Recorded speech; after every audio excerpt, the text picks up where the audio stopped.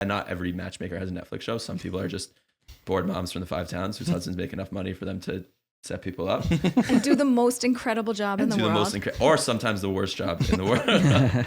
But that helps you know what you don't like. My biggest pet peeve was like, if I would go to someone, they would ask me, what am I looking for? So I would say, I'm looking for someone really pretty, someone really warm, someone who's very family oriented, who gets me, who's loyal. I give them all these things. And then they'd be like, that's so nice. That's so nice. And religiously what? And hashkafically what? I'm like, do you know so many girls that fit everything I just said that you need another, like another box to contract? Like you have too many girls that you need to constrict the options even more? No, but basically what we've created in Orthodox dating is we're going to start by putting people in religious boxes, and that's going to be your pool.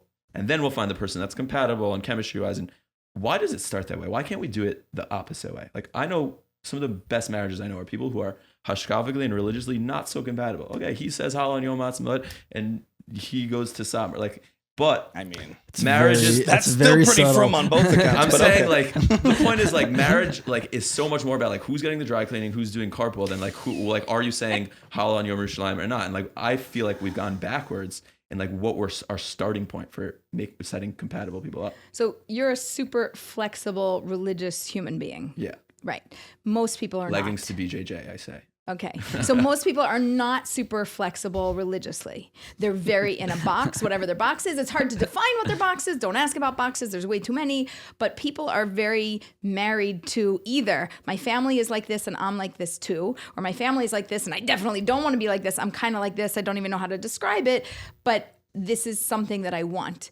And it's so much a part of our life. We have Shabbos, we have holidays, which knocks out about a third of the year. Then we have family obligations to do stuff with them, which knocks out another third of the year. So basically, 1/3 of the year, you can pick and choose what you want to do with life. But our religious life, if there's some framework of it, is so much a part of our life that it's like, let's just start with the easiest. Like if she wants that you daven with a minyan 3 times a day and you don't daven with a minyan 3 times a day, I don't know who you are, I'm making up a story, okay? You don't want to date her because she won't accept you. So it doesn't matter that she's pretty. I disagree. But if she's pretty and she's loyal and she is trustworthy and she's all these things that you want, and she has an expectation of what you're going to do. There are so many happy marriages where the girl got out of seminary and she's like, I will never date someone that doesn't daven with a minyan 3 times a day, and that guy does not daven with a minyan 3 times a day, and they have a beautiful marriage. Yeah, but she didn't get married until 28 or 32 or 37. No, I'm saying like people change, and like that's focusing on something which is so like.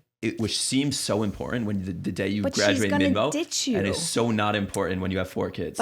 But she's gonna not say yes to a date or a second date, even if she That's says my yes point. to a first. Because she's not going to. Well, I'm saying what came first, the chicken or the egg? Like, is it because when you get back from seminary, the first thing the shadchan asks you is, are you going to cover your hair? Are you going to like, and not like, what kind of midos do you want your husband to have? First of all, I happen to agree with you. I'm like playing both sides here, but I happen to agree with you that you can build a life together with many different types of people, and the religious levels can have an amount of flex to them, and I think that it is a problem. Okay, so let's just ground rules. I happen to agree with you.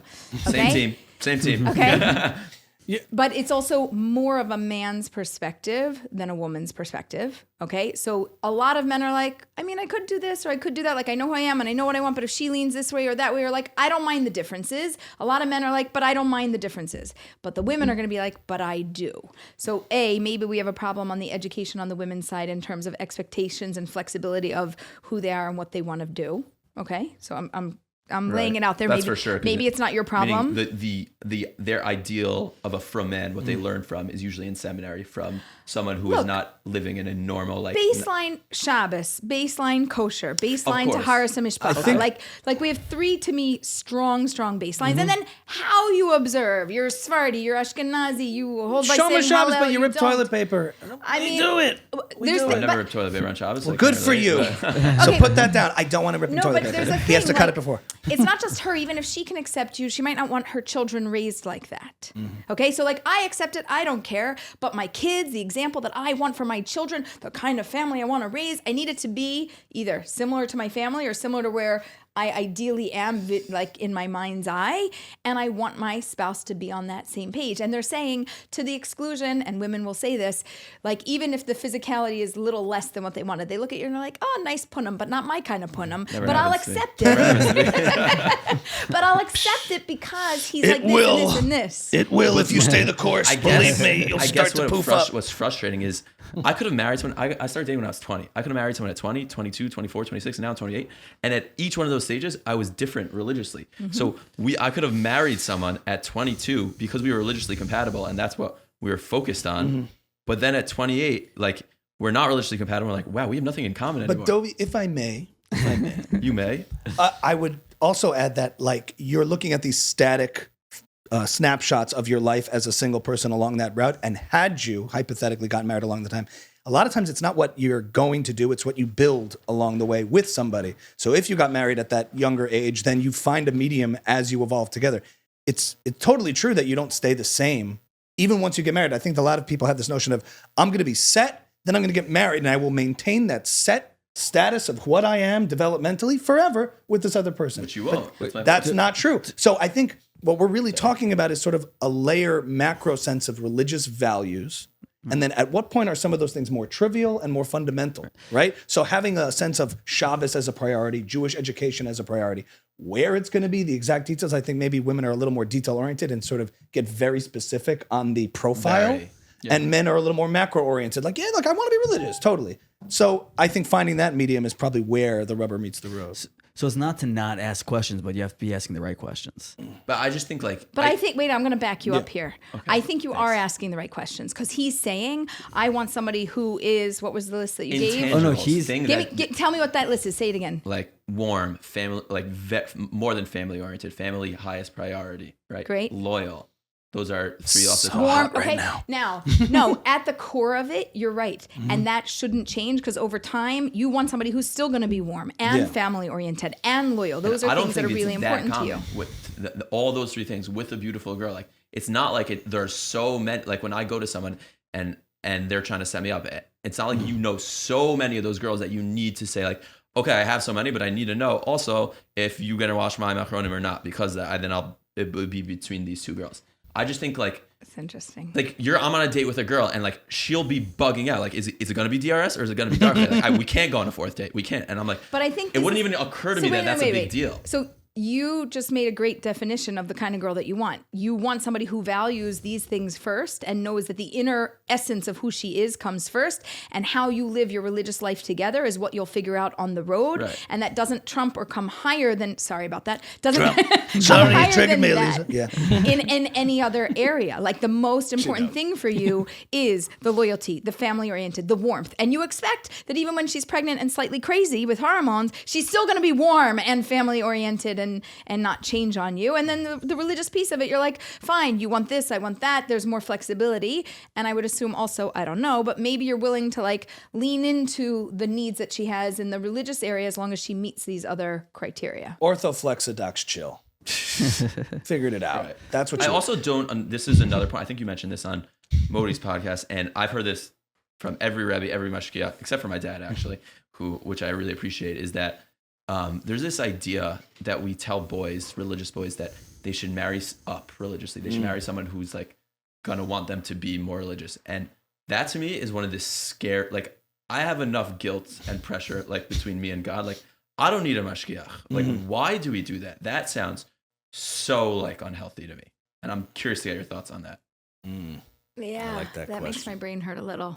Why do we tell them to marry up? So over the course of a lifetime, human beings are great. And in some areas, we're going to get stronger and better. But in some areas, we're actually going to like chill a little and go a little lighter.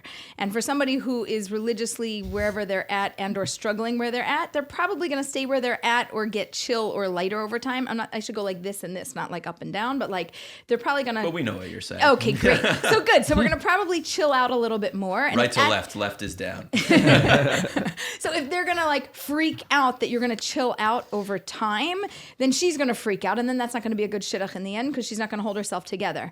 So you want to make make sure they're like, oh, marry up, so that even if he's moving in that direction, it's cool. By the end of the lifetime, we're still going to be at a level that she can tolerate. I don't know. I'm making up a story, but that's one version of what might be going on in somebody's thinking.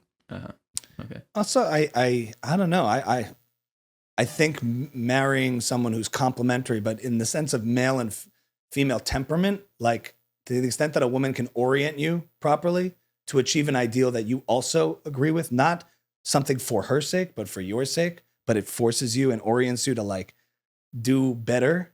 I know you don't like that. I know you don't like that dynamic. It's to be your best self, is what I heard you don't like say. that dynamic. No, I Just like for it you in to be a your best Disney self. sense.